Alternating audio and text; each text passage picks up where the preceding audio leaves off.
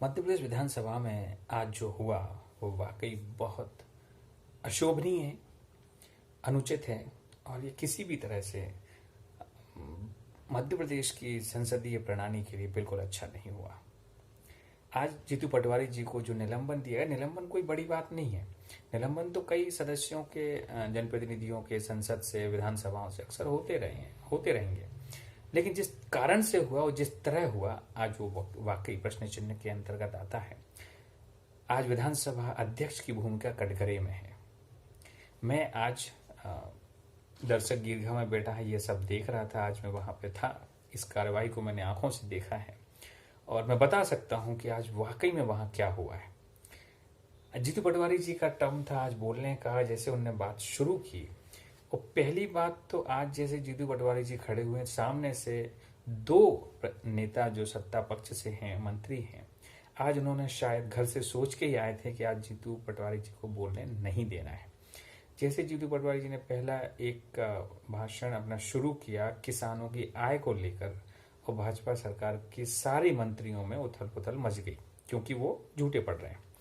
दूसरी तरफ जैसे उन्होंने गृह मंत्रालय की भूमिका पे उंगली उठाई कि कैसे एक विशेष क्षेत्र में आर्म एक्ट के तहत होने के बाद भी हथियारों की लाइसेंस, हजारों की संख्या में हथियारों के लाइसेंस बांटे गए हैं, तो उस भूमिका पे आज प्रश्न उठाया। तो जैसे उन्होंने कहा कि इतनी संख्या में हथियार के लाइसेंस दिए गए हैं गृह मंत्रालय की तरफ से, सामने से विश्वास सारंग और नरोत्तम मिश्रा जी, ये सभी लोग बिल्कुल एकदम से हावी हो गए। और एक आवाज ये भी आई कि आप चंबल क्षेत्र के विरोध में बात कर रहे हैं, आप उसके ऊपर उन्हें लाइसेंस दिए गए हैं, इस बात पे आप आपत्ति ले रहे हैं। कारण क्या था कि सत्ता पक्ष ये कह रहे कि हमने रोजगार जनरेट करने के लिए हथियार दिए।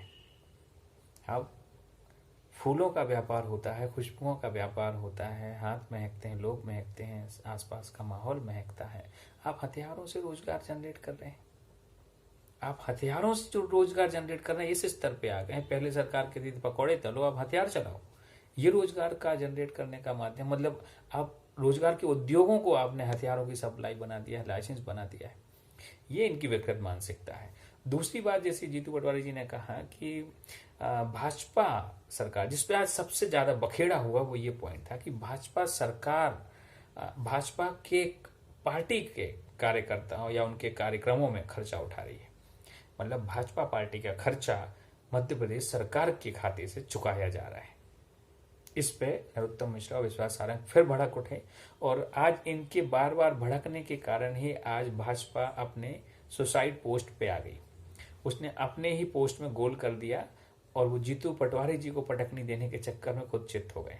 जीतू पटवारी जी का निलंबन नहीं हुआ है, आज भाजपा ने अपनी फजीयत होने से बचाई है। वो पूरे मध्य प्रदेश की 8.5 करोड़ जनता के सामने भाजपा का आज जो सबसे गंदा चेहरा एक और सामने आने वाला था, वो उसके लिए उन्होंने टाल दिया। बचे आज भी नहीं है, कुछ दिनों के लिए टाल दिया। तो जीतू पटवारी जी का निलंबन आज सिर्फ भाजपा ने अपनी इज्जत बचाने के लिए करा, नहीं तो आज इतनी बुरी तरीके से धुलने वाली थी कि पूछो मत। हो सकता है कि विश्वास सारंग और नरोत्तम मिश्रा जी इतनी तैयारी से इसीलिए आए हों कि आज उनकी नप्ती होने वाली है। मुख्यमंत्री जी भी थोड़ी देर के लिए वहां पे उपस्थित हुए, लेकिन जब उन्होंने देखा कि आज बात हाथ से निकल गई है, तो जीतू पटवारी जी को एक रणनीति के तहत निलंबित कराया गया है। कारण सिर्फ साहब के सामने स्पष्ट है कि जैसे उन्होंने कहा कि भाजपा कार्यालय में कोई कार्यक्रम हुआ, उसकी जानकारी हमने मांगी। कुणाल चौधरी जी ने एक प्रश्न लगाया और प्रश्न के जवाब में उत्तर आया सचिवालय से। उन रिकॉर्ड के आधार पर जीतू पटवारी जी ने बात की कि भाजपा पार्टी के कार्यक्रमों में मध्य प्रदेश सरकार की तरफ से पेमेंट क्यों किया जा रहा है। तो इस पे सत्ता पक्ष के लोग भड़क गए कि आप इस बात को साबित कीजिए। अब यहां से जो आज मुद्दा उठा है, जो भड़का है, वहां से शुरू होता है। नरोत्तम मिश्रा और विश्वास सारंग दोनों आज इतने हाइपर होकर अध्यक्ष जी के ऊपर आरोपित हो गए कि उंगली दिखा के बात की। आज मैंने पहली बार देखा कि कोई सदन का सदस्य अध्यक्ष की तरफ उंगली दिखा के बात करता है और उसी भाषा में बात करता है कि आप ऐसा कीजिए। 2-3 बार आज नेता प्रतिपक्ष गोविंद सिंह जी ने उनको टोका भी कि आप अध्यक्ष जी को निर्देशित कैसे कर सकते हैं। तो हम निर्देशित नहीं कर रहे, अध्यक्ष जी को तो नहीं, वो हम निर्देशित नहीं कर रहे, आप भी तो बात करते हो। आज विधानसभा अध्यक्ष की भूमिका इतनी निम्न स्तरीय थी कि वो देखने में भी अच्छी नहीं लग रही थी। तो आज जैसे उन्होंने कहा कि आज जीतू पटवारी ने जो आरोप लगाए हैं कि भाजपा सरकार भाजपा पार्टी के कार्यक्रमों का पेमेंट करती है, तो यह बात साबित करके दिखाओ। तो जीतू पटवारी जी पूरी तैयारी से आए थे, उन्होंने फटाफट जो भी पेपर थे उन्होंने निकाल के दिखा दिया, साहब ये रिकॉर्ड है हमारे पास, आपकी सरकार ने ही जवाब दिए कुणाल चौधरी के प्रश्न के उत्तर में, और ये उत्तर जब हमारे सामने आया, हम उसी आधार पर आपको बता रहे हैं कि आपने पेमेंट किया है। तो बोले ये साबित करके दो, आप पटल पे रखो। जीतू पटवारी जी बिल्कुल पटल पे रख देता हूँ। पटल की कार्यवाही शुरू, सज्जन भैया उसमें लग गए और बाकी के नेताओं ने सबने मदद की और रखने के लिए तैयारी में लग गए, पेपर रखने के लिए उसकी एक प्रोसेस होती है, प्रोसेस के तहत रखी। अब इतने में जीतू पटवारी जी अपना भाषण कंटिन्यू करना चाहते थे, तो विश्वास सारंग और नरोत्तम मिश्रा जी फिर खड़े हुए और बोले कि नहीं, जब तक आपका जवाब आपके सबूत के सहित पटल पे नहीं आ जाता तब तक आप एक शब्द भी नहीं बोलेंगे। जीतू भैया बैठ गए, ठीक है भैया, हम अपने प्रश्न का जो हमने बोला हम उसके लिए जिम्मेदार हैं, पूरी जिम्मेदारी से हमने कहा है हम आपको सबूत देंगे, इसके लिए प्रक्रिया चल रही है। तो जब तक ये प्रक्रिया चल रही है तब तक अपना भाषण पूरा करता हूँ। बोले ना, मैं चाहता हूं कि जब तक पटल पे नहीं आए अध्यक्ष जी आप इस कार्यवाही को आगे ना बढ़ने दें। अध्यक्ष जी ने फिर सत्ता के पक्ष में बोलते हुए, आज अध्यक्ष की भूमिका बहुत कटघरे में रही, प्रश्न चिन्ह में रही कि आप सत्ता के पक्ष के विधायकों को ज्यादा से ज्यादा टोकने बोलने की अनुमति देते हो। जैसे ही कांग्रेस की तरफ से कोई नेता बोलता है तो उसको बिठाने के लिए आप तत्पर हो जाते हैं। ये देखने मिला, ये एक पक्षपात देखने मिला। जीतू पटवारी जी के भाषण के बीच में सभी लोगों ने बोला भाजपा की तरफ से, सबको अलाउ किया गया अध्यक्ष जी की तरफ से, जबकि ऐसा सुनने देखने में अच्छा नहीं लगता, किसी की बात ही नहीं सुनी जा रही थी। जैसे उन्होंने बात बोली, एक एक बात पकड़ के हर बात पे विरोध दर्ज हो रहा था और विश्वास सारंग हाथ उठा के बाकी पीछे बैठे विधायकों को बोल रहे थे कि आप खड़े हो और विरोध करो, खड़े हो और विरोध करो। सभी लोग, कुछ हुए कुछ नहीं हुए, ये चलती रही।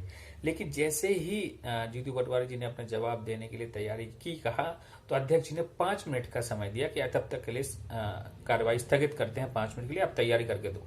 ये पहला कदम था अध्यक्ष जी का जो प्रश्न चिन्ह में आया, कटघरे में आया। आप एक कार्रवाई जब एक जिम्मेदार नेता, एक पूर्व मंत्री और जनता का प्रतिनिधि है, वो बात कर रहा है, वो अपनी बात रखना चाहता है, आप उसको बोलेंगे नहीं पहले पूरी बात कर, जो पहले आपने एक शब्द कहा है उसका पूरा सबूत दो, तब आप दूसरी बात करोगे। ये कोई उचित काम नहीं था, लेकिन किया गया। अध्यक्ष जी कुर्सी छोड़ के चले गए और जब तक ये भाजपा के लोग फिर एक गुट में खड़े हुए, उन्होंने कोई रणनीति बनाई, वहां भाजपा के सामने फिर कांग्रेस के सभी नेतागण हुए, उन्होंने तैयारी की और वो पेपर तैयार रखने के लिए हो गए। जैसे अध्यक्ष जी आए कुछ देर बाद, तो अध्यक्ष जी के सामने 2 पेपर रखे गए, एक जीतू पटवारी जी ने क्या कहा है और दूसरा ये कि उनके सामने उन्होंने क्या सबूत दिए। अब यहां से अध्यक्ष जी की दूसरी भूमिका जो प्रश्न चिन्ह में है, अशोभनीय है, कि उन्होंने पढ़ के सुनाया कि जीतू पटवारी ने क्या कहा है। वो सबने सुना था, फिर उसके बाद उन्होंने वो पढ़ के सुनाया कि जीतू पटवारी ने जवाब क्या दिया है। तो उन्होंने, अध्यक्ष जी ने क्या कहा पता है? अध्यक्ष जी ने ये कहा कि सदन के बीच में जीतू पटवारी ने ये कहा है और जो उन्होंने इनके जवाब में अपने सबूत दिए हैं, इन दोनों में भेद है, फर्क है, इन दोनों में समानता नहीं है। अब यहां से भाजपा के विधायक खुशी से उछल पड़े, टेबल थपथपाने लगे, और जबकि लोग अपने कांग्रेस की तरफ से इस बात का विरोध हुआ कि साहब हमने जो सबूत दिए पहले वो पढ़ो तो सही। आप पढ़ने को लेके 2 मिनट पहले ही, इस पढ़ने के पहले ही जैसे अध्यक्ष जी ने पढ़े पेपर, उसके पहले नरोत्तम मिश्रा जी ने खुद 3 बार 4 बार फोर्स होकर कहा था कि अध्यक्ष महोदय मैं चाहूंगा कि जो भी जवाब दिए गए हैं वो पढ़ के आप सुनाएं पूरी सदन को। अब यहां से नरोत्तम मिश्रा फंस गए, पूरी भाजपा फंस गई, इवन अध्यक्ष जी की भी सांसें अटक गई मुझे लगता है, क्योंकि जैसे ही वो 2 कागज पढ़े और उसमें जो सबूत थे, वो सबूत तो अध्यक्ष जी के मुंह पे नहीं है, एक शब्द नहीं बोला कि ये सबूत क्या दिए गए हैं। जो सबूत आप मांग रहे हो, आप कह रहे हो कि पढ़ के सुनाओ, पढ़ने के लिए वो तैयार ही नहीं है अध्यक्ष जी। और उन्होंने कहा कि जीतू पटवारी जी ने जो कहा और जो सबूत दिए हैं, जो उन्होंने अपना निवेदन या आवेदन दिया है, वो उससे मैच नहीं करता।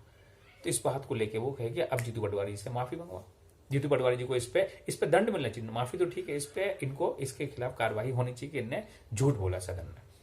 जबकि पूरे सदन में भाजपा की तरफ से खुशी मनाई जा रही थी कि जीतू पटवारी के शब्दों में भेद आया, और कांग्रेस की तरफ से कहा जाता कि साहब जो हमने दिए वो पढ़ो तो सही, लेकिन अध्यक्ष जी ने वो एक शब्द नहीं पढ़ा।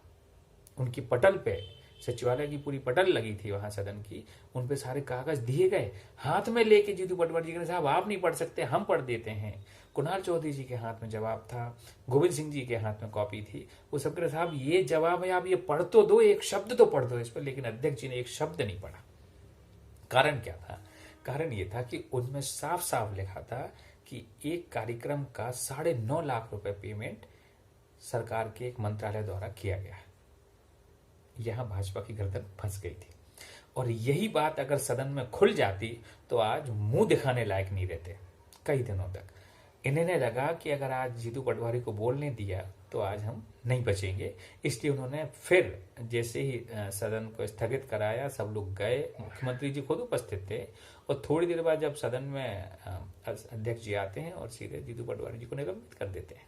तो ये निलंबन नहीं हुआ है, एक रणनीति के तहत आज भाजपा को इज्जत बचाते हुए देखा गया है।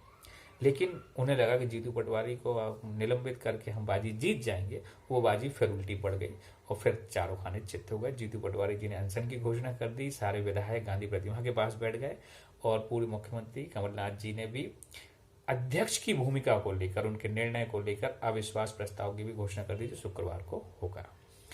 तो ये आज आंखों देखा हाल था कि किस कदर मैं इस दृश्यों को देखकर रोमांचित था कि कितनी बेहतरीन विचार होते हैं, इतना टकराव होता है, वैचारिक तथ्यों की बात होती है और समाजों की बात होती है। लेकिन जो अध्यक्ष की आज भूमिका थी, नरोत्तम मिश्रा और विश्वास सारंग जी की भूमिका थी, आज ये वाकई अशोभनीय थी। ये नहीं होना चाहिए। जहाँ आप राजनीति किसी मंच पे जाके आप कुछ भी बोल सकते हैं, कर सकते हैं, लेकिन जब सदन के अंदर जनता के मुद्दों पे बात हो रही है तो आपको वो सुनना चाहिए। आपने नहीं सुने, उल्टे आप दूसरे नेताओं को, बोलने वाले नेताओं को आप निलंबित कर देते हैं। ये जो लोग देख रहे हैं, जो नई पीढ़ी राजनीति की तैयार हो रही है, उनके लिए ये अच्छे संस्कार देने की बात नहीं है, ये नहीं होना चाहिए। तो आज जैसे अध्यक्ष जी बार बार इस बात पे जोर देते हैं कि जो भी आपत्तिजनक शब्द हैं उन्हें संसदीय कार्यवाही की रिकॉर्ड से हटा दिया जाए, उन्हें विलोपित कर दिया जाए। तो आज मुझे लगता है कि मध्य प्रदेश की जो संसदीय कार्य प्रणाली है, जो इतिहास है, उस इतिहास के पन्ने से आज का दिन भी हटाने लायक है, इसे डिलीट करने लायक है। क्योंकि ये जब भी ये संदर्भ छिड़ेगा, किसी को भी अध्यक्ष की भूमिका पर यकीन नहीं होगा। विधानसभा के अध्यक्ष को पार्टी का पक्ष लेते हुए मैंने अपनी आंखों के सामने देखा, और इतने बुरे तरीके से देखा, ये देखने में अच्छा नहीं लगा। खैर, जो हुआ, कांग्रेस पार्टी अपना पक्ष रख रही है, अनशन पे हैं जीतू पटवारी जी, और कमलनाथ जी शुक्रवार को अविश्वास प्रस्ताव लेकर आएंगे। ये आंखों देखा हाल था। जनता को ये सच्चाई बताना जरूरी था, इसलिए मैं आज सीधे बात कर रहा हूं। नमस्कार।